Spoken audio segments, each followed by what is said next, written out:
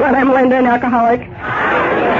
Welcome to the Thursday Alcoholics Anonymous meeting. Thursday evening, it says. Meeting of Sober Sailors Group of Alcoholics Anonymous. Alcoholics Anonymous is a fellowship of men and women who share their experience, strength, and hope with each other that they may solve their common problems and help others to recover from alcoholism. The only requirement for AA membership is a desire to stop drinking.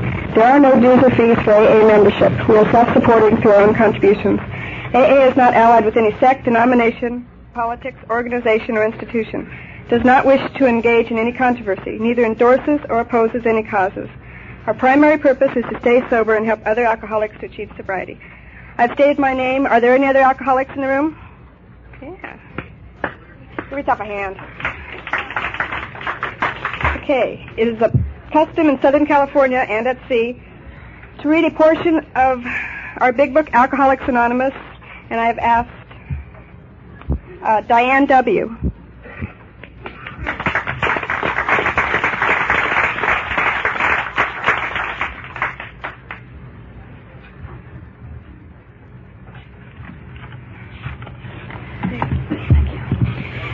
My name is Diane Walker, and I am an alcoholic.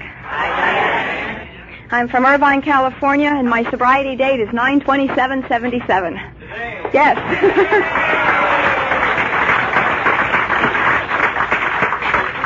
I also don't see very well, so I'll do the best I can. Portion of Chapter 5 from the Big Book of Alcoholics Anonymous, How It Works. Rarely have we seen a person fail who has thoroughly followed our path. Those who do not recover are people who cannot or will not completely give themselves to this simple program, usually men and women who are constitutionally incapable of being honest with themselves. There are such unfortunates. They are not at fault. They seem to have been born that way. They are naturally incapable of grasping and developing a manner of living which demands rigorous honesty. Their chances are less than average. There are those, too, who suffer from grave emotional and mental disorders, but many of them do recover if they have the capacity to be honest. Our stories disclose, in a general way, what we used to be like, what happened, and what we are like now. If you have decided you want what we have and are willing to go to any length to get it, then you are ready to take certain steps. At some of these we balked. We thought we could find an easier, softer way, but we could not. With all the earnestness at our command, we beg of you to be fearless and thorough from the very start. Some of us have tried to hold on to our old ideas, and the result was nil until we let go absolutely. Remember that we deal with alcohol, cunning, baffling, powerful. Without help, it is too much for us. But there is one who has all power. That one is God. May you find him now. Half measures availed us nothing. We stood at the turning point. We asked his protection and care with complete abandon. Here are the steps we took, which are suggested as a program of recovery. 1. We admitted we were powerless over alcohol, that our lives were unmanageable. 2. Came to believe that a power greater than ourselves could restore us to sanity. 3. Made a decision to turn our will and our lives over to the care of God as we understood him. 4. Made a searching and fearless moral inventory of ourselves. 5. Admitted to God, to ourselves, and to another human being the exact nature of our wrongs. 6. Were entirely ready to have God remove all these defects of character.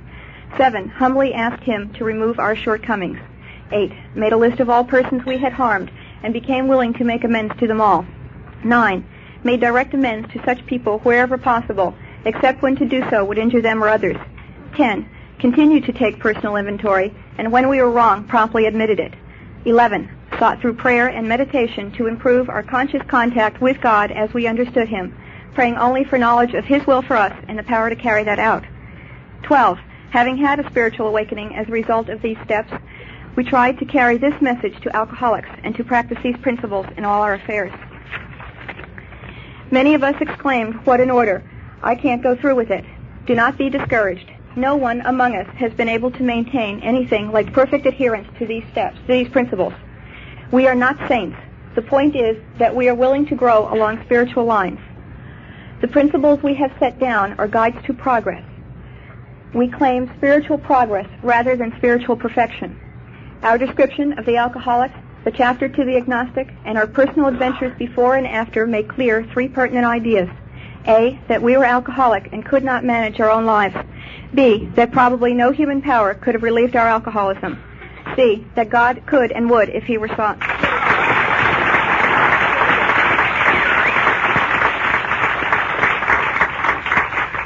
Thank you. I forgot to state my sobriety date. It's May 16th, 75.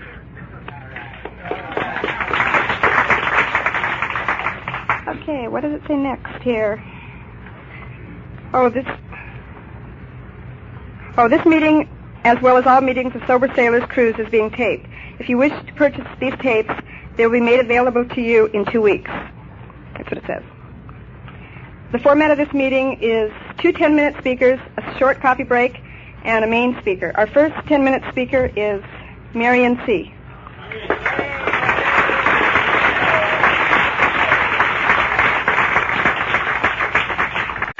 I was just thinking, when I first got sober in Alcoholics Anonymous, someone said, you have to hear Chuck C. He's real spiritual. And I knew about as much about being spiritual as I did being sober, which was nothing. But all I remember was his cute little chuckle. Let's hear Chuck.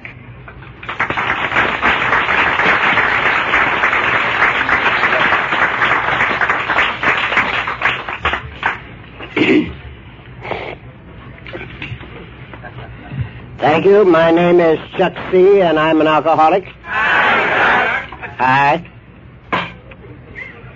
My sobriety date is sometime after the middle of January 1946.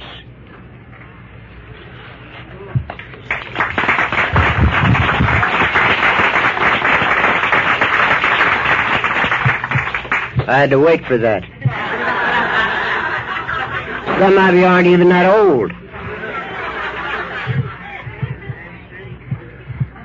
And fortunately for me, I have not had a drink or a sedating or tranquilizing pill since I came to you.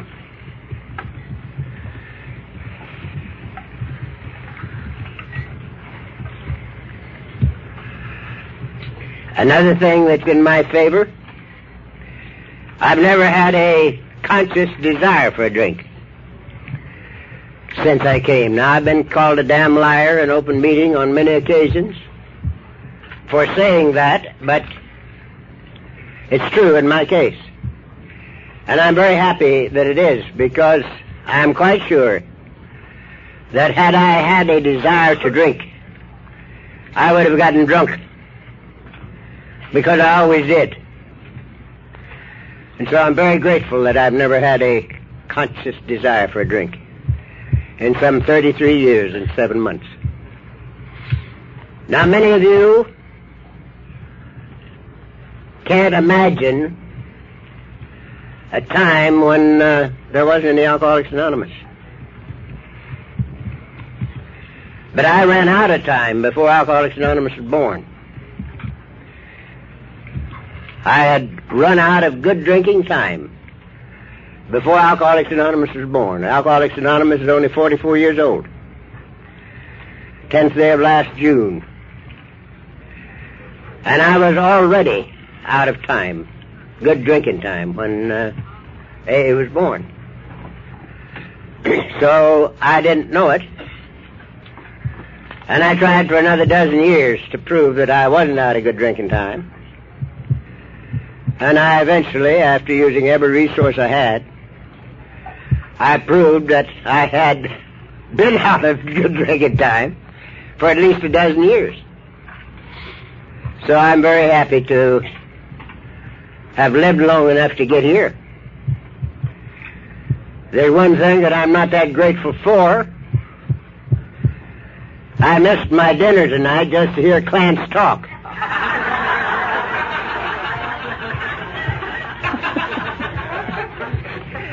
I wish the hell I'd eaten dinner.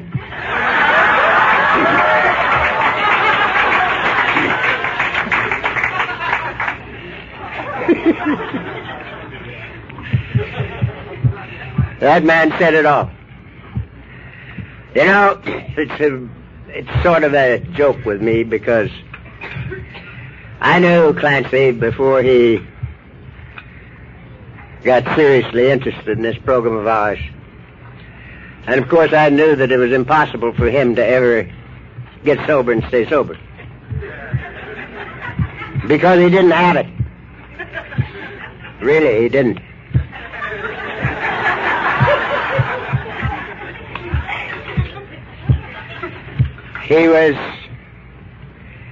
dirty,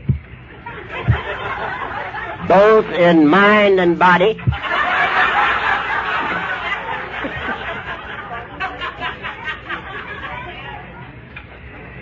He had no front teeth,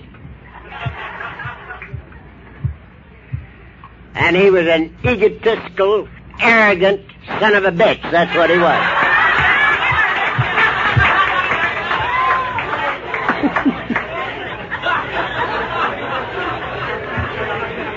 So he didn't have a chance. And I knew it.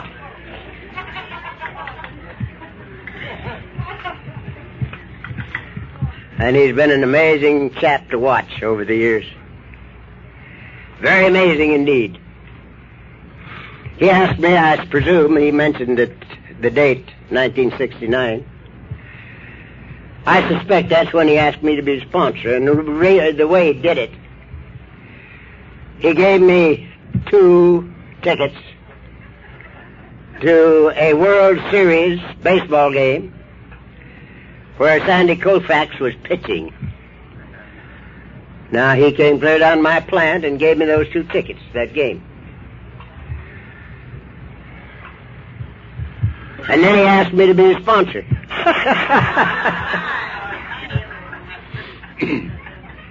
And hell, I couldn't turn him down then.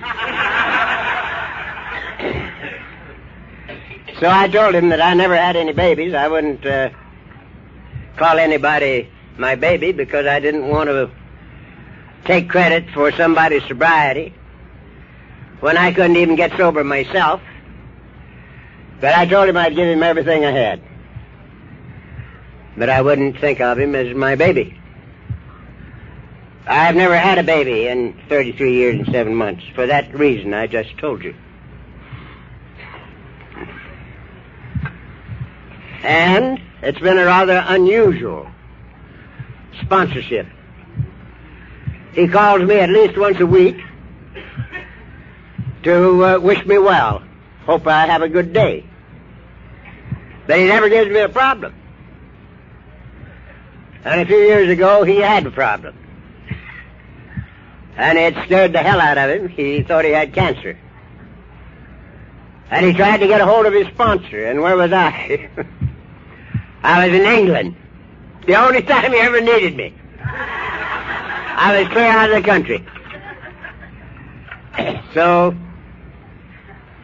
he's gotten along pretty well without me, believe me. What a talk he just gave us.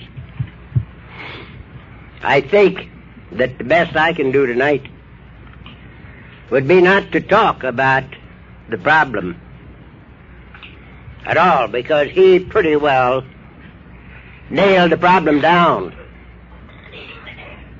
as almost nobody else can nail it down. He does. So I think I'm going to talk about the answer.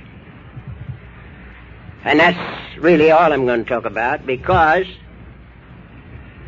I am totally and completely insane. I believe that if you and I could see what we belong to, it would blind us. This thing called Alcoholics Anonymous is bigger than all outdoors. It's a fantastic, fantastic thing. And as has been said from the podium several times since this thing started,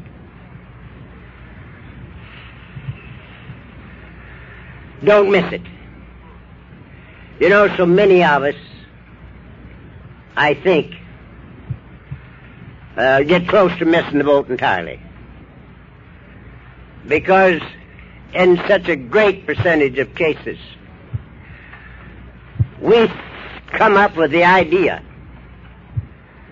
that the program of Alcoholics Anonymous is a self-improvement society. Self-improvement. I hear much from the podiums and, incidentally, from the grapevine and other information that comes out of our general offices in New York, that I am totally in disagreement with. For instance, I hear much talk about you have to learn how to love yourself before you can love anybody else. I hear an awful lot about that. And read a good deal about it, too. And I don't believe it. I don't believe it at all.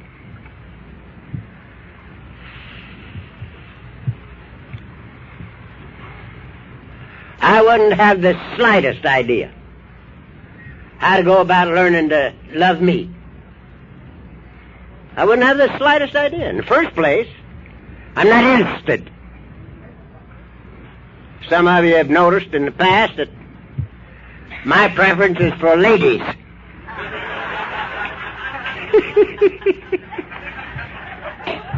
I love women.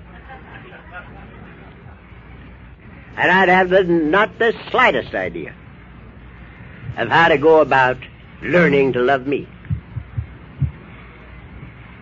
So I've never had that problem. I hear from the podium here that there are many answers to prayer. There is yes, no, maybe, later.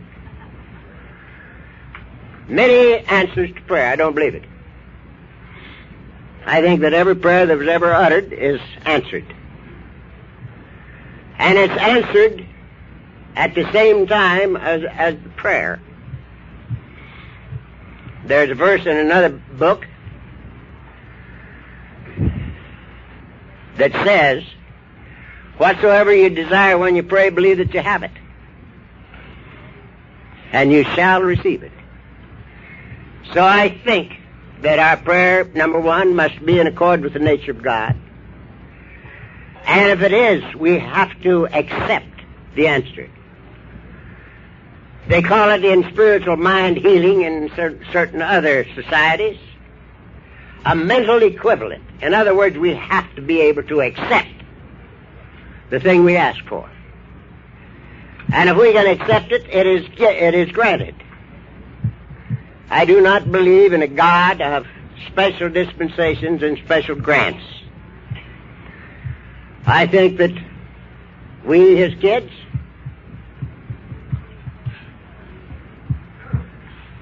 when we fulfill the conditions, things happen to us. And until we do, they don't. And I don't think it's a special grant or a special dispensation.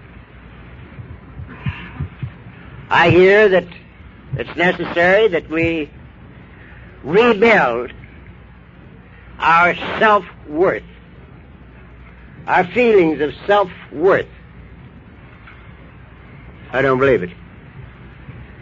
It never occurred to me that I should try to rebuild my self-worth. And it hasn't been a part of my program at all. I also hear a great deal about rebuilding our self-confidence.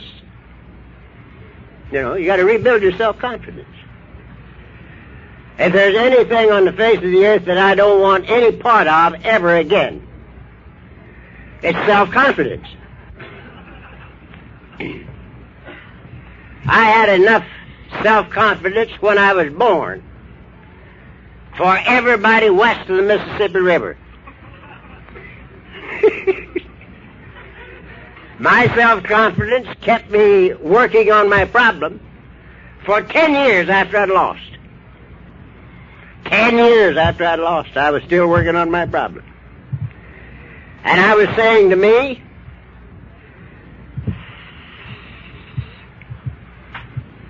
I'm going to beat this thing if it's the last thing I ever do. And it came that close to being the last thing I ever did. I wrote it right down and through the gates of insanity and death. And I suspect that this is the only difference between me and anybody else in the room. Because I got to the program already surrendered. And the only thing that I can take credit for is that I drank the whiskey.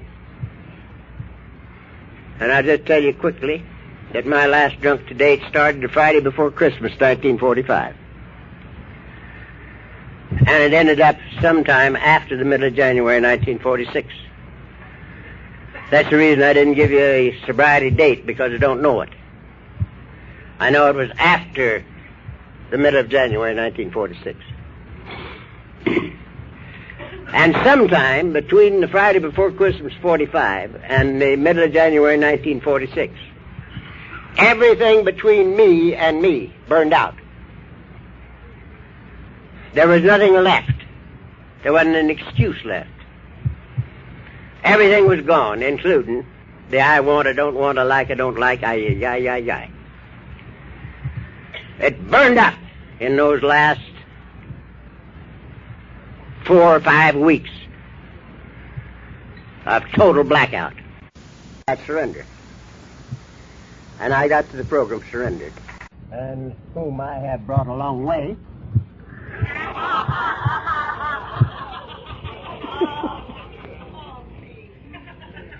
Took me a hell of a lot longer to teach her that stuff that you heard than it did for her to tell it, I'll tell you that.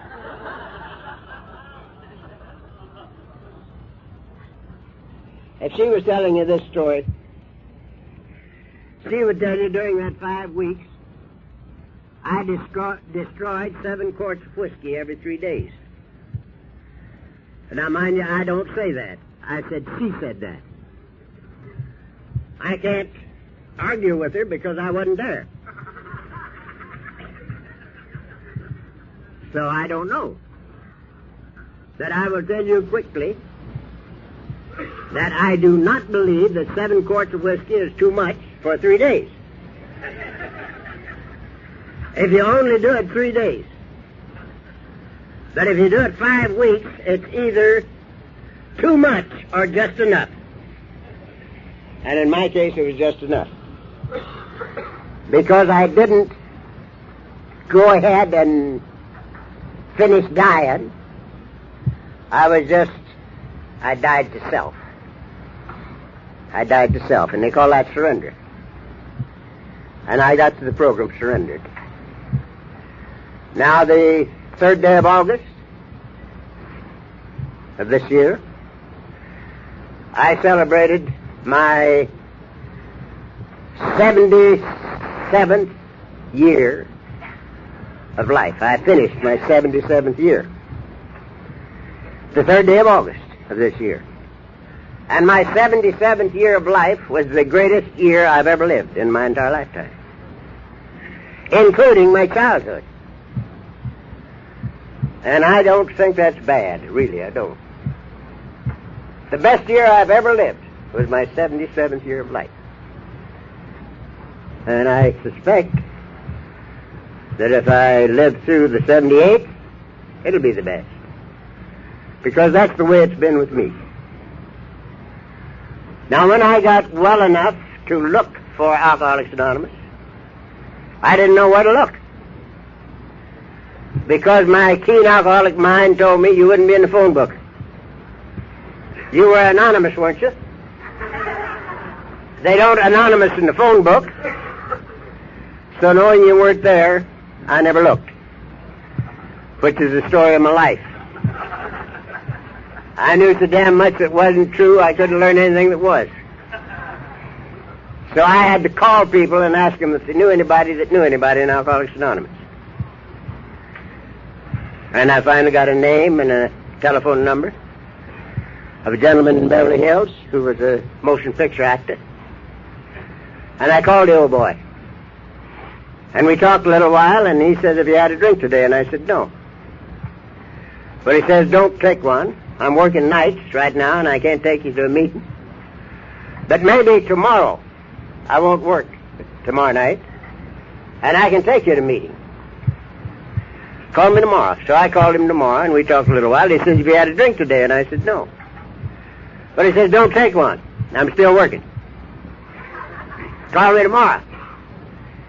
So the 3rd day, I called him, and we started talking again, and I recognized that This wasn't the day either. So I said, I know, you're still working. And he said, yeah.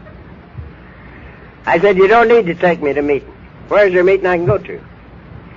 And he told me, and it wasn't too far from where I live. And I determined to go. And I was all right until shortly before it was time for me to leave. And I got concerned. I got very worried, as a matter of fact, because I'd lived in Beverly Hills for a long time. And it just might be that I shouldn't be seen with people like you. It might be bad for my reputation. Now, you don't have any idea how funny that one is. For 10 years, I'd spent more time in the Beverly Hills jail than the jailer. And here I'm concerned about being seen with people like you. But I had decided to go, and I disguised myself a bit and went to the meeting. And I got there about, maybe 10 minutes before it was supposed to take up. And there might have been 35, there might have been 40 people in the middle of the room. It was in Veterans of Foreign Wars Hall in Beverly. And I stood in the door looking at 35 or 40 people. And again, my keen alcoholic mind tricked me a bit, because you didn't look like me, and you weren't dressed like me, and you most certainly were not talking like me.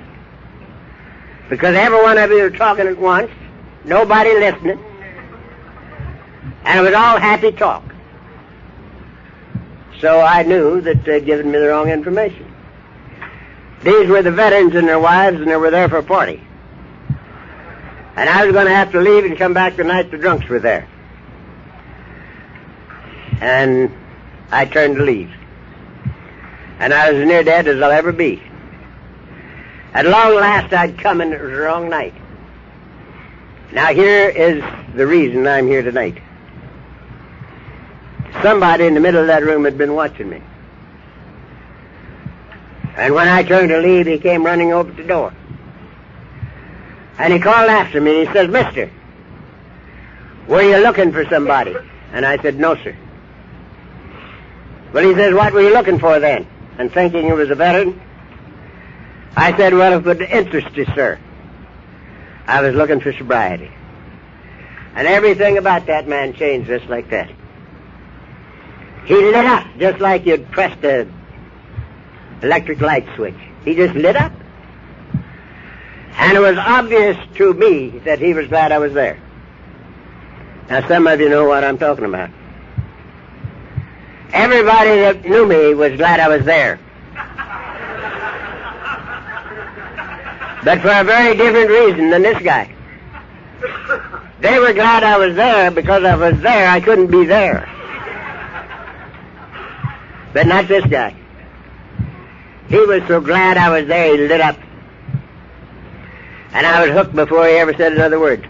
And when he did, this is what he said. Why, take off your hat and coat, you're in the right place. And he took me in and rocked me to sleep. Now this is, in my way of thinking, this is the miracle of Alcoholics Anonymous.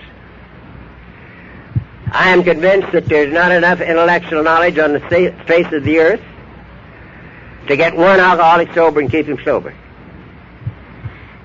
Not enough intellectual knowledge on the face of the earth to get one alcoholic sober and keep him sober. We are allowed to get sober by the spirit of Alcoholics Anonymous. We maintain sobriety by the practice of principles. I don't think that any alcoholic ever gets sober by practicing principles or profundity. We have the most profound membership that you'll find in any organization on the face of the earth. There ain't any alcoholic in this room that hasn't known exactly what was wrong with everybody they ever looked at. We are great in the philosophical line. We know exactly what's wrong with everybody we ever look at. And the hell of it is, we don't mind telling them what's wrong with him. And that's not a good way to win friends and influence people. So we're a great bunch of philosophers. If profundity had done it, we'd have had it made a long, long time ago. But it won't do it. Something has to happen in here if we be alcoholic, lest we drink again. For instance, why am I not drunk tonight? There is only one reason. There's not two. There's just one. And the reason is very, very simple. I have the thing I was looking for in the bottle. I've got it. I've got the thing I was looking for in the bottle. Now, what's the thing? I'm not fighting me or you or life or God or the devil. I'm at peace with me and with you and with my very own God. There's nothing in a bottle, needle, pill, pot, or acid that can do anything for me but tear me down. So it is not necessary that I drink today. And that's the only reason I'm not drunk. If I felt right here like I felt 35 years ago, I'd be just as drunk as I was 35 years ago. There isn't any question in the world in my mind about that. So, it's very necessary that I so perform that I don't feel that way right here. And in my opinion, we have the finest formula that was ever conceived in the mind of man through the grace of God for obtaining and maintaining sobriety. The finest formula that was ever conceived in the mind of man through the grace of God for obtaining and maintaining sobriety, which is a wonderful thing so far as we're concerned. But I also believe that a really more wonderful thing than that is that the same formula that we have for sobriety is the formula for the good life and for self-discovery. For self-discovery. Same formula. 1, 2, 3, 5, 6, 7, 8, 9, 10, 11, 12.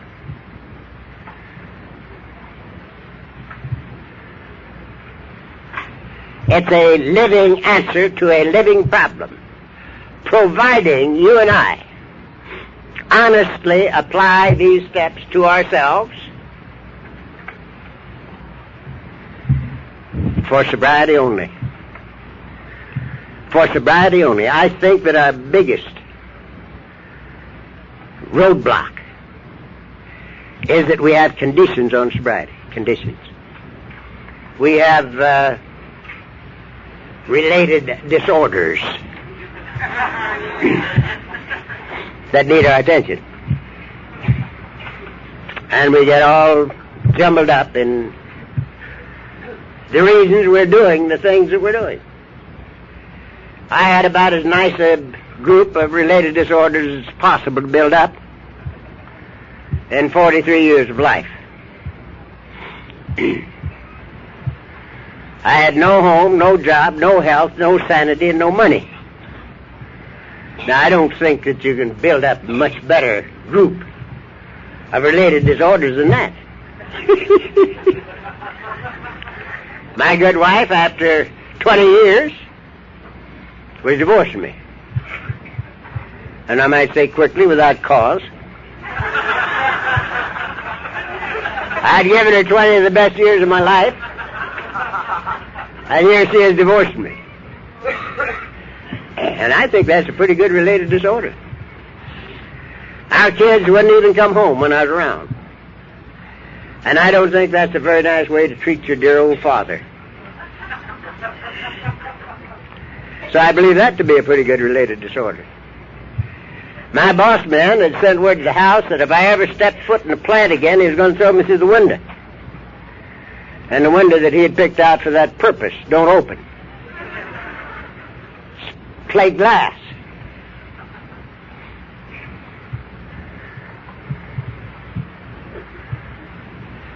So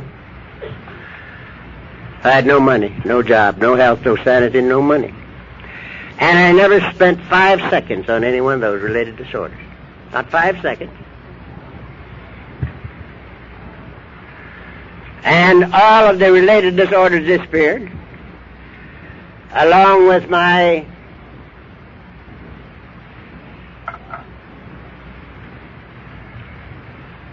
obsession for whiskey.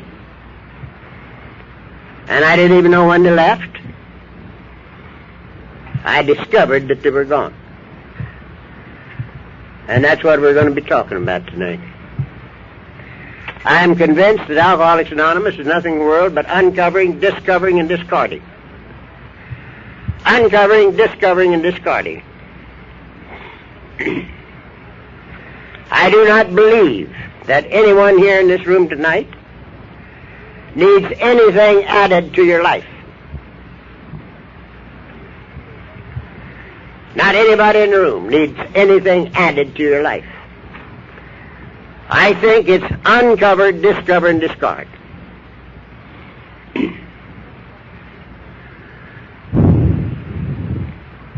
There's another line in a little book that I talked about a while ago that says, if God be for you, who can be against you?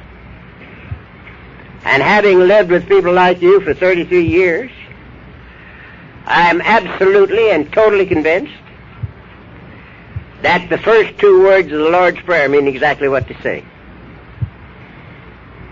My Father, God, I, His kid. And if that be true, and I totally accept it as the truth, because of my own experience, not because it's in a book, then we can allow our imaginations to go absolutely wild, and we can't even get close to the truth of being itself. My Father, God, I, His kid. So I don't think we need anything added to our lives. I think it's only a matter of finding what's already there. And we have to find it where it is. Now, quickly, I had tried for 30 years to find God before I got here. I'd had the experience of attempting to get saved at 13 years old. And I didn't make it. And I spent the next 30 years trying to find out why. And in that time, I'd gone through all the great religions and philosophies of the world. And I became very learned in religion and philosophy. I was known as a drunken deacon for the last 10 years that I drank, because I knew all the answers. But I couldn't find out how come I hadn't been able to get saved when I tried so hard, along with the preacher that was trying to help me. And I came to the program of Alcoholics Anonymous, having been through the gates of insanity and death, not even thinking about looking for God. That was totally out of the question. I wasn't looking for sobriety for me, because I wasn't going to live, and there was no sense in getting sober and staying sober if you're going to die. So I didn't come looking for sobriety for me. I didn't come looking for health, because nobody in my condition could live. And I knew it, so I never went to a doctor. And before I forget it, the first 3.5 years in this program, I fell on my face. I'd be walking down the street with you, and this thing would hit me. I'd have to grab you around the neck, grab a telephone pole, lean up against a building, or go flat on my face. And I never even went to a doctor, because it wasn't necessary. Hell, I wasn't going to live anyhow. So I just fell on my face to look at the wall. Now, it's been a long time since I fell on my face. But I didn't go to the doctor. I might have gone to the doctor and been over that in a few months. You know. But there was no sense in doing it if you're going to die anyhow, was it? So I never checked it out.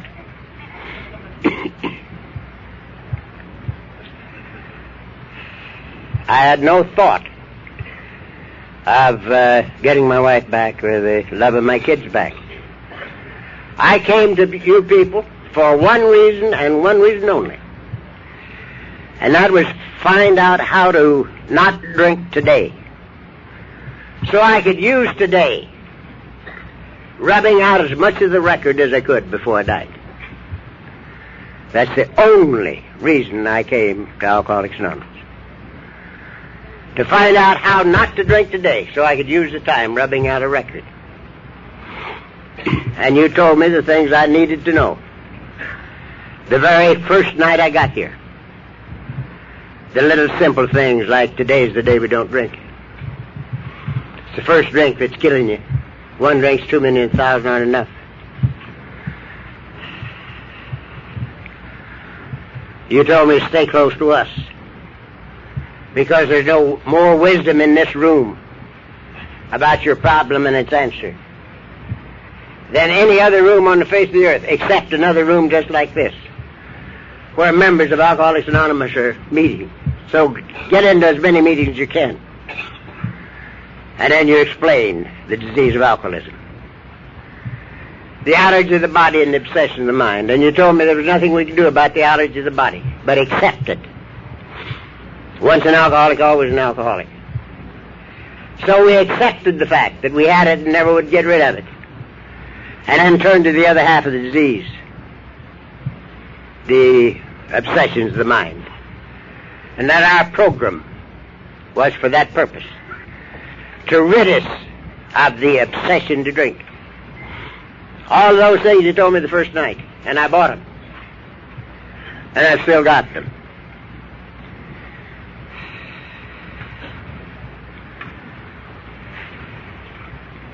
It's a strange thing to me to look back over 33 years without a drink or a pill and see that I drank for 25 years, and up until my last drunk, it was never my fault that I drank. Now, isn't that something? It would appear to me now that one of those drunks would have been my fault by accident. You know? But up until my last drunk, it was never my fault that I drank. It was your fault. If you stupid people that had lived like I knew you should, and like I told you how, I wouldn't have had to get drunk at you. But you wouldn't do it. So, up until my last drunk, it wasn't my fault, it was my wife's fault, it was the boss's fault, it was my wife's mother's fault. It was conditions and circumstances, but never me. And on my last trip out, I came to see that if there be fault, it's mine. And I've never had to drink anymore. If there be fault, it is mine. So, I kept coming back to meetings every night of the week for 6 months for two reasons. Number one, it was comfortable with you. I knew you were drunks because you were marked up like me. But you weren't drunk because I heard what you said and saw your eyes. And there's nothing any more beautiful to me in the world than the eyes of a recovering alcoholic in Alcoholics Anonymous. They're beautiful. So I'm back here every night of the week for 6 months. And I made my first discovery that I had been sober without a drink or a pill for 6 months. Now you have to be sober for 6 months before you can discover you've been sober 6 months. There's no way of beating this rap. And I discovered I'd been sober 6 months, not a drink or pill. And I got so delighted about that, so grateful for it. I immediately launched on trying to give this thing away to other alcoholics. And another 6 months went by. And I made another discovery, that I had a family. And they were living like kittens. And if you don't think that's a terrific discovery, I'll put up with you. They were gone and should be gone, and I wasn't entitled to have them back, and I knew it. And here, sometime between the first 6 months and the first year, I discovered that I had a family, and they were living like kittens. I'll just give you one little highlight on that. In those early days, I had a girlfriend that went with me to meetings. She was probably 25 years my senior, and she was very, very wealthy. She lived up above the hotel in Beverly Hills. We lived in Beverly Hills. And we lived between Wilshire and Olympic, down on the flatlands where the poor people lived. And I never did know how I got a hold of Louise. But all I had to do was call Louise and say, let's go to meetings. She'd say, come and get me. And we went to many, many meetings together. And sometime between the first 6 months and the first year, she called my house thinking to get me. And she got Miss C on the line. And Louise had a whiskey voice. She was one of us. She said, who the hell are you? And Miss C says, well, I'm Chuck's wife. And Louise says, didn't know he had a wife. And Mrs. C says, well, he doesn't either. And I didn't. But after a year, I discovered that I had a wife and kids, and they were living like kittens. And that's no mean discovery. And another 6 months went by, and I discovered that I was still down at the office trying to clean up my desk. And business was good. It was just plumb good. And that was quite a nice discovery. And another year went by.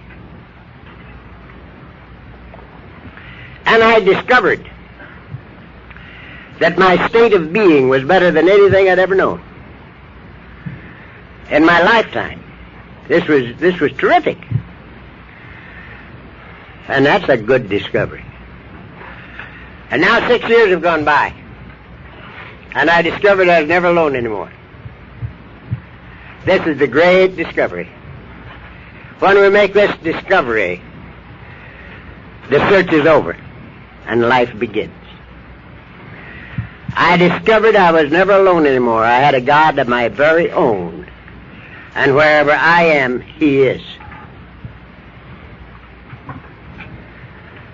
And it all came out of doing these simple things one day at a time, to the best of my ability, so that I might not have to drink today in order to rub out as much of the record as possible before I die. Well, when I discovered that I was never alone anymore, I said to myself, what are you gonna do to show your gratitude? My watch is wrong.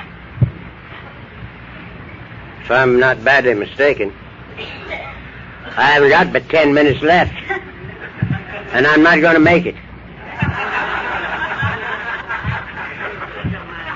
I'm not going to make it. I'm going to try, but I won't make it. Take an hour. Anyway, thank you. You heard him. It's not my fault.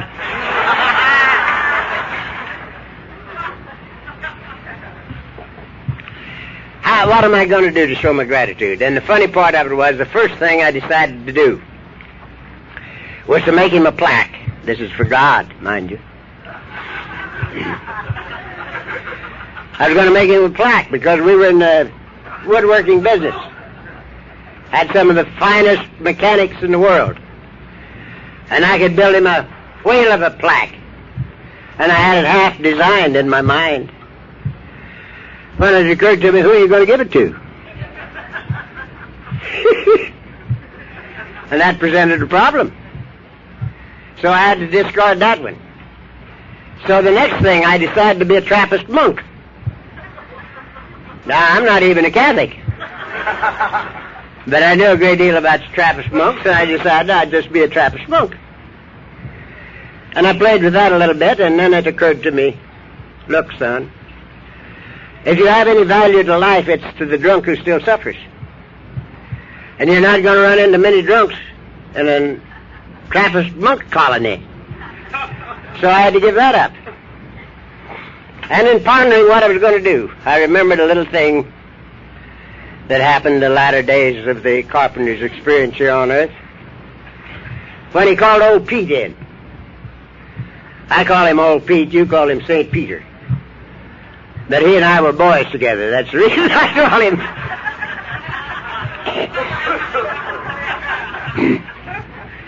He calls old Pete in, and he says to him, Peter, do you love me? And Peter says, yea, Lord. And he says, tend my sheep.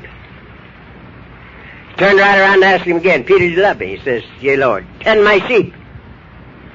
And then he turned right around and asked him again, Peter, do you love me? Yea, Lord. Tend my sheep. I said, he must have meant tend my sheep. He said it 3 times.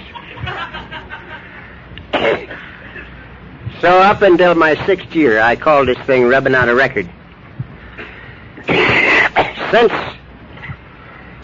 my 6th year, I've called it helping God's kids do things they need to have done because I want to. And that's all I've done. You see, our 12th step gives us a program of action for many lifetimes to come. It says, having had a spiritual awakening as the result of these steps, the first 11, we tried to carry this message to the alcoholic who still suffers, and to practice these principles in all of our affairs. In all of our affairs. Now that means everything we do, home, play, church, AA, business, everything in life. And if we apply the same principles to everything in life, everything becomes one. And it's merely living, being. And there's no difference between home, play, business, AA, church, or anything else. Because we're practicing the same principles in everything that we do. And that's all I've done for the last 33 years and 7 months. Now what's happened? Quickly, I had beaten my brains out for 30 years trying to get what I thought I was born without. And I ended up without 2 coppers to rub together. And I started practicing these principles in all of my affairs and in the same business. In the same business. I got rich. And I wasn't trying to, I wasn't even thinking about it. I was just helping God's kids do things that they need to have done because I wanted to. And so that's one of the reasons that I believe as I do. I quit trying to go someplace. I've been trying for 30 years to go someplace because I was conditioned to believe we had to go someplace. We had to be this, have that, and be known as before we could live. And I quit trying to go someplace. And since that time, I've been all over the world. So, that's one of the reasons that I believe as I believe. Everything that I ever dreamed of as a kid, lying on my back down there in the bluegrass country, looking up in the heavens. Everything that I ever dreamed about as a kid is mine in spades. And all I've done in these last 33 years is to practice these principles in all of my affairs one day at a time to the best of my ability. Now what's happened to me makes me believe this with everything in me. that the gift of God was made at the foundations of the earth. He gave us himself and the universe at the beginning of time. It's always been ours. And he has always known it because he gave it to us. He has never been confused. But you and I have to discover this for ourselves. And it's a matter of uncovering and discovering and discarding the things we were taught that are contrary to the living fact of our experience. I'm totally convinced that if one of us is God's child, all of us are. If one of us is not, none of us are. And I am, so you is. So quit worrying about it. And start acting like it. And you'll prove that it's true. Now to close up the works, and I'm not half done. Wouldn't be tomorrow morning yet. Because I love this thing, and I love its people. It's my life, my love, and my dedication.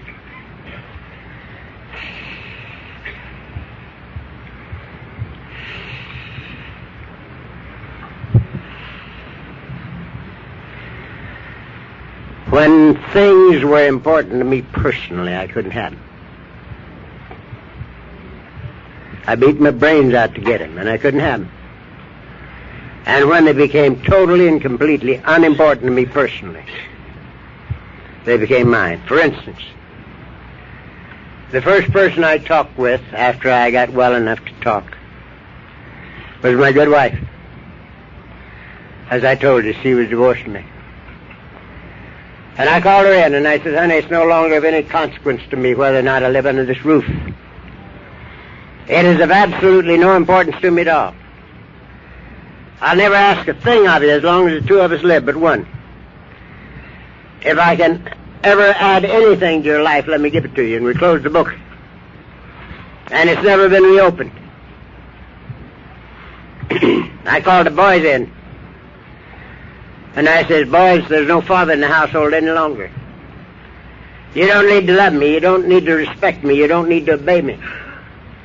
I'll never ask a thing of you as long as we live, but one. If I ever have anything that'll add to your life, be it money, counsel, or blood, let me give it to you. And we closed the book, and that's never been reopened. And I went down to the office. And my boss came in to throw me through the window. I knew he was going to, and it was all right, because he'd paid me for something I hadn't done. And I went down there, and he came in to throw me through the window. And I says, Victor, leave me alone. I don't work for you anymore. I'm down here to clean up this desk. I'm here to do the things you paid me for last year that I didn't do. And as soon as I get even with you, I'll get the hell out of here on my own power. And you'll never owe me a penny as long as you live, but for God's sake, leave me alone. I've got to get even with you. And he stopped in his tracks. And he says, what the hell's happened to you, Charlie? And I says, don't know. And I didn't. But he didn't throw me through the window. Now, if Mrs. C were telling you this story, she would tell you that the first time I talked to her, she knew something had happened. She didn't know what. But she knew something had happened. And so she sort of hesitated in getting a divorce.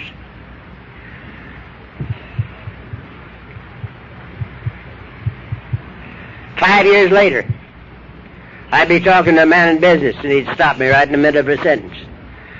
And he'd say, Charlie, what the hell's happened to you? I've been knowing you for 25 years and don't know you. What happened? And I'd say, don't know. And I didn't. But looking back from 33 years out, the whole thing happened when I died to self in January 1946. When I was totally and completely surrendered by the bottle. It all happened right there. because I am, again, totally convinced that the only roadblock between me and you and me and God is the human ego. I want it, don't want it, like it, don't like it, yah. And when that thing is gone, there is no roadblock between me and you and me and God. And what do we discover?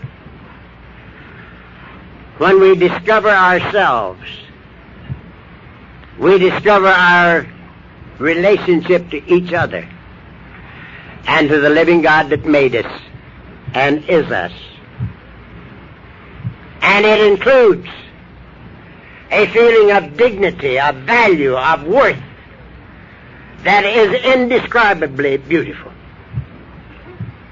Fantastic. I am my Father's kid. And this is the answer.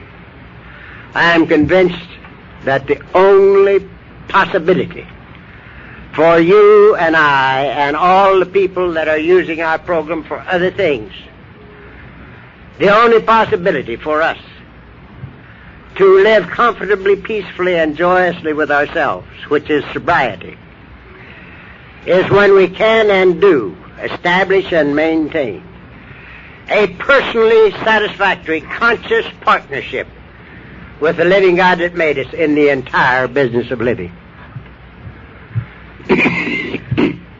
Then we discover that St. Francis knew what he was talking about when he said it's better to love than to be loved. It's better to understand than to be understood. For it is in giving that we receive, in forgiving that we are forgiven, and in dying to self or surrender that we awaken to eternal life. And I believe that's what it's all about. I believe we're the most fortunate segment of all God's creation, because it becomes absolutely necessary for us to find a living answer lest we die. We can't survive without it. And we do these simple things for sobriety, and sobriety only. And we come up with the total answer to life. The total answer. A partnership with God in all our affairs, one day at a time, for the rest of our days. Again, I highly recommend this. I love it. And I love you. You don't have to change anything about you for me to love you. If you're drunk, you don't even have to get sober for me to love you. If you're a thief, you don't have to quit thieving for me to love you. If you're a liar, you don't have to quit lying for me to love you. Because, you see, I know who you are, whether you do or not. You're God's kids, even as I am. God bless you. Thank you very much. Chuck and I both will fall together. I've done false. Hi, everybody. My name is Marion Chapman, not Marion C. And I am, beyond a doubt, one of the most gracious and thankful alcoholics, I think, in this old wide world today. You know, I was sitting there thinking when Clancy was talking, where's that light thing at, baby? Right here. Okay. I never give it. It takes me 10 minutes to get my name out. I'm kind of long-winded. But you know, I was lying in that dungeon, and I was thinking, my God, my birthday and my sobriety date is May the 1st, 1961.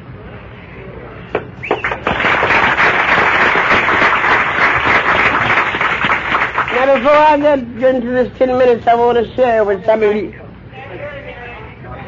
You mean you say I am getting kind of old, huh, baby? Can you hear me now? That's what I'm talking about. For some of you that are new to this thing called Alcoholics Anonymous, somebody later read there are no dues and fees. This is beyond the doubt one of the most expensive organizations on God's green earth. And I'm not talking about money, baby, you know what I mean. I'm talking about the thing that it takes away from you if you're not careful. The very thing that I think that you were looking through the bottle for. Dignity, self-respect. I was lying there in my bunk this afternoon and thinking, would I have ever thought that I would have been on a boat, a ship, or whatever you call this thing, going anywhere, not unless it was transferring me to Terminal Island somewhere, you know what? I don't know. Evidently somebody knows where Terminal Island is. You know, it's crazy, it's weird. And I've been out down there all over the United States trying to do my little bit in a fellowship that has given me so very much. You see, I'm like that skit that was put on last night. I didn't drink two martinis and triple through the doors of Alcoholics Anonymous and say, here I am and I'm living happy ever after. And if you do New Year today, you've got one of those sponsors that talk about, oh, anybody that's a member of Alcoholics Anonymous have done more than drink too damn much. Believe me, they have. And that's the story of my life. I'm so grateful tonight that I don't know what to do. I've got so much going for me. Sometimes I have to pinch myself. You see, I'm one of those people that came in here looking at you people and saying, not now, baby, I'm not quite that bad. And you know, sometimes when I go to meetings and I hear the people talk about, I'm too young to be an alcoholic. If you ain't ready, if you're 50, you're too damn young. You know what I mean? And if you're 20, you're too young. This program, I've done all the things that I want to do. Alcohol took me many places, ladies and gentlemen. It took me many places physically. It took me many places emotionally. But I believe the thing that drove me back to Alcoholics Anonymous was not the physical thing. I believe it was the emotional part of my being that darn near drove me insane. And that's why I try to watch myself in this program, in the 12 Steps of Alcoholics Anonymous. And I'm going to give you a drunkard log here because every one of you, the longer you stay sober, you'll get around to that one of these days. The longer you stay sober, you know how to get away from that. You know how to get drunk. But how the hell do you stay sober? That's the key. And I'm going to tell you how I got that one night. One night I'd been out to Terminal Island. And I'm out there that night and I'm preaching, oh God, this AA. And one of those girls walked to the gate with me, and she looked at me, and she said, Mary, you know something? You people have been out here, and you come out here, and you talk about Alcoholics Anonymous. She said, but would you tell me something? How in the name of God are you making it out there? And that hit me. And that's when I said to me and my God, dear God, let me tell the truth about how it is out there. Not how I want them to believe it is. Because sometimes it gets awful rough, like right now. Because this slip is reminding me of when you've been drunk and you went to lay down. I don't know if you've ever been through that. And that bed would reel and it would rock, you know what I mean? And that's the way I'm doing now. And that berth I sleep in gets like that sometimes. And I remember that, ladies and gentlemen, this program, and this is what makes me stand before you tonight, not only say that I'm grateful to be a sober member of Alcoholics Anonymous. You know, the longer I stay sober, the more I am to get into place that I thank my God for this program called Alcoholics Anonymous. This is a heavy deal you're in here tonight. A is heavy. It'll make you or break you. And damn near has broke me, because sometimes I want to take this very book here. And I want to take this book and beat my brains out with it. Say, if I got to do it, I guess I got to, but I don't want to do it. But I have to do it to survive. I've been all the places that some of you people have never heard of. I know what it means to drink when you don't want to drink. And you may not have been there, but I have been. I know what it means to pour a bottle out and say, I'm not going to drink it. And you go and you buy a bottle. And you stand there with the hatred and you call yourself all kinds of names. But you drink it anyway. And finally, it was May the 1st in 1961. And you see, ladies and gentlemen, I don't take my sobriety for granted. And neither do I take the credit for my sobriety now that I'm sober, not afraid to use the word God, because for a long time I was scared to use the word God. because I wanted to be a hippie like some of you people in there, was doing that disco crap other night, Get with that shit. Now, I may be getting kind of senior citizen age, but I'm identified, I'm in the body. The body's all right, but it just don't move like it used to,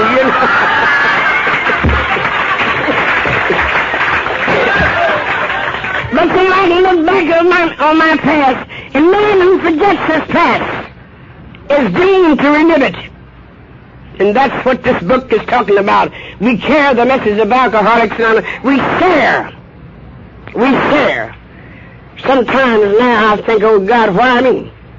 Why am I in the position or predicament that I'm in today? What am I doing wrong? I'm pure inside, in and out. And I'm still going to meetings sometimes, and tonight I'm going to meet that guy. I'm going to kiss him, And you know what he's got to have? He else has got Chuck already. He's got to have 102 years, about 46 years of sobriety, and a program but how old, 45? He's got about 3 months to retire for his job. He's 6 feet tall and over. He's gray-haired, and we're going to live happy ever after, fantasizing. And if you're in that stage, ain't a darn thing wrong with that, Fantasize, but don't fantasize yourself into a drunk. Thank you very much for listening to me, and may God bless you.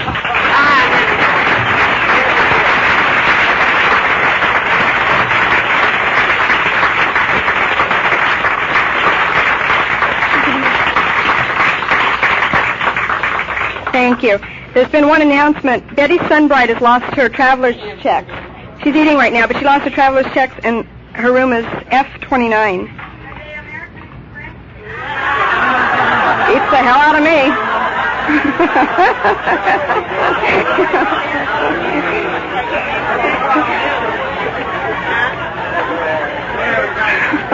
Okay, our second 10-minute speaker is Frank Albertson.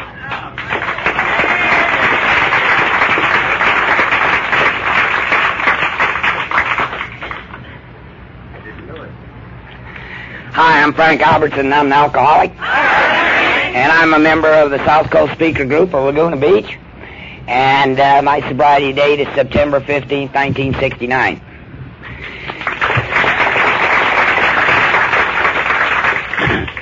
One thing Keith said to me tonight when he asked me to do this, I said to him, hell, I don't know what to say, Keith. And he said, well, we'll just sandwich you in between Marion and Chuck, and nobody will care what you say anyway.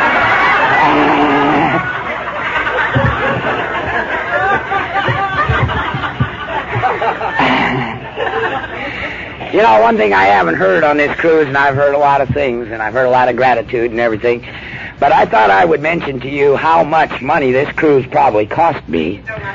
And I don't know whether any of you have thought of this, but if this is your first cruise like it is mine, this is a goddamn expensive cruise. And because it costs, like Marion said, it cost a lot, both mentally, physically, and financially to get here.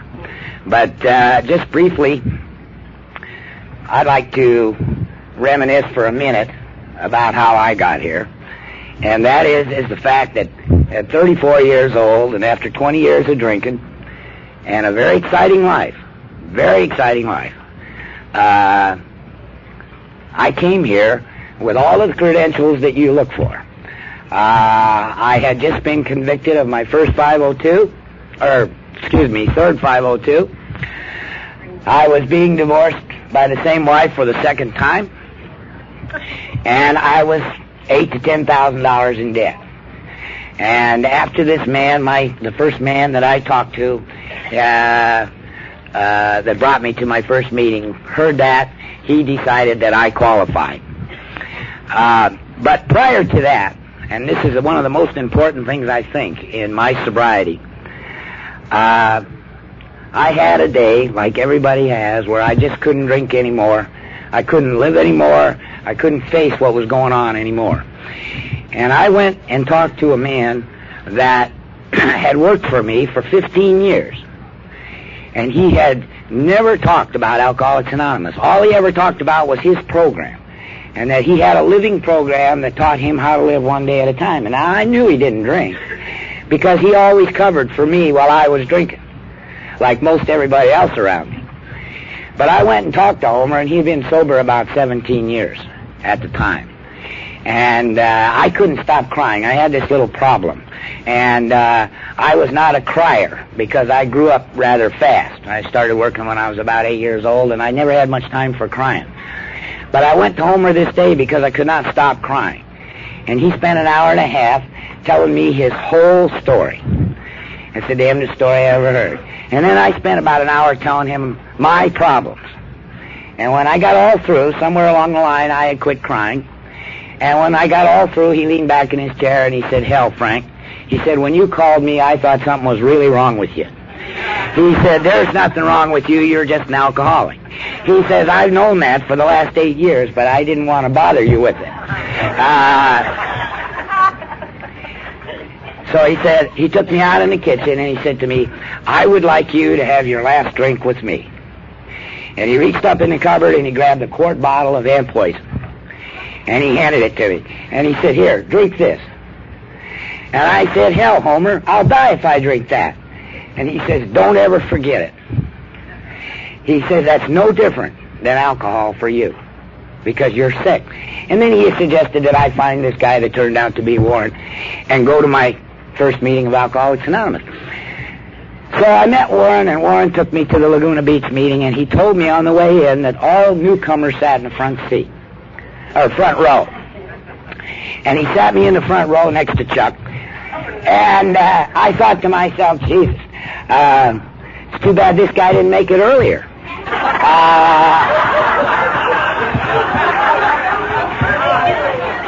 I was 34 years old, and I thought I was awful young, and I really didn't know whether I was an alcoholic, but I knew I sure as hell had living problems. And so anyway, when they asked for newcomers, I was the only one that stood up. And ever since, for the last 10 years, the people in Laguna Beach have been picking me up when I needed to be picked up. And it was a funny thing. There was 150, 200 people there that night, and Warren introduced me to about probably 100 of them because I didn't know what I had latched onto, but I had latched onto a very active member of Alcoholics Anonymous and knew everybody. He was an ex-delegate, he was an ex-convention chairman, he was an ex-everything. And he also lived across the street from Chuck. And so he introduced me to all these people, and when I went home, my wife said to me, "Well, what do you think?" And I said, I only remember 3 guys. I only remember 3 names. One of the guys was Warren, and 2 of the guys was Frank. Their name was Frank, and I could remember that. And that's exactly what I got out of my first meeting with Alcoholics Anonymous. You know? And the next night, one of the Franks called me, and he said, "Hey, I can't take you to a meeting tonight because I'm going to the Orange County Jail, and you just got out of there 2 weeks ago." So he said, "I'm going to send another guy." And another guy showed up, a guy that I had drank with for years.